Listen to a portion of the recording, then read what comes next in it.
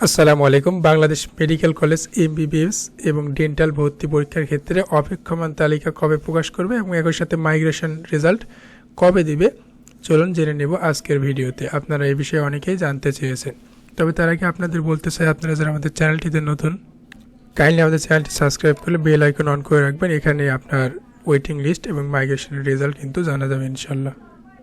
প্রথমে আমরা জেনে নেব অপেক্ষমান তালিকা এটা হচ্ছে কবে প্রকাশ করবে। আসলে এটা মূল ভর্তি তালিকার প্রথমে ভর্তি হওয়া শিক্ষার্থীদের নির্দিষ্ট সময়ের মধ্যে ভর্তি নিশ্চিত করার জন্য বিজ্ঞপ্তি পাবে। ঠিক আছে, যদি কেউ সেখানে ভর্তি না হন বা অনুপস্থিত থাকেন তখন কিন্তু অপেক্ষমান তালিকা অনুযায়ী ভর্তি প্রক্রিয়া শুরু হয়। সাধারণ সময়সীমা এই ক্ষেত্রে ভর্তি পরীক্ষার ফলাফল প্রকাশের 2 থেকে 3 সপ্তাহের মধ্যে প্রথম ধাপের যে অপেক্ষমান তালিকা সেটা কিন্তু প্রকাশ করা হবে।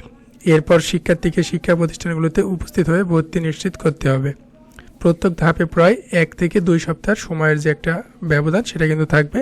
তারপরে পরবর্তী ধাপের অপেক্ষমান তালিকা কিন্তু প্রকাশ করা হবে। তো মাইগ্রেশন রেজাল্ট সেটা কবে দেয়? মাইগ্রেশন মানে হচ্ছে আপনার এক কলেজ থেকে বা এক বিভাগ থেকে অন্য কলেজ বা বিভাগে কিন্তু হস্তান্তর বা স্থানান্তর, যাকে বলে ট্রান্সফার। সাধারণত মূল ভর্তি ও প্রথম ধাপের ভর্তি প্রক্রিয়া শেষে আপনার স্বাস্থ্য অধিদপ্তর কর্তৃক মাইগ্রেশন আবেদন গ্রহণ করে। ঠিক আছে, তো এটার রেজাল্ট প্রকাশের যে সময়সীমা সেটা হচ্ছে আবেদন গ্রহণের 1 থেকে 2 সপ্তাহের মধ্যে কিন্তু মাইগ্রেশনের যে রেজাল্ট সেটা কিন্তু প্রকাশ করা হয়। এক্ষেত্রে প্রার্থীকে কিন্তু দ্রুত শিক্ষা প্রতিষ্ঠান ভিত্তিক নির্দেশনা অনুসারে ভর্তি নিশ্চিত করতে বলা হয়। তাহলে কি হলো এটা? মাইগ্রেশন প্রথমে আপনার ভর্তি হইতে হবে, তারপরে আপনার কলেজ বা বিভাগ পরিবর্তনের জন্য স্থানান্তর প্রক্রিয়া করতে হবে। ঠিক আছে, সেটা গ্রহণের আপনার 1 থেকে 2 সপ্তাহের মধ্যে কিন্তু রেজাল্ট প্রকাশ করবে।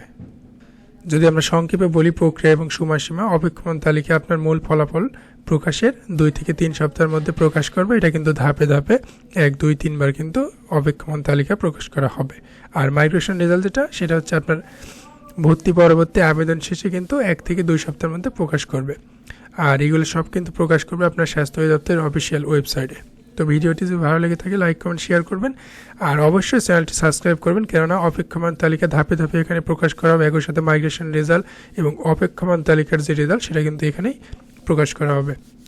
সকলকে ধন্যবাদ। আসসালামু আলাইকুম।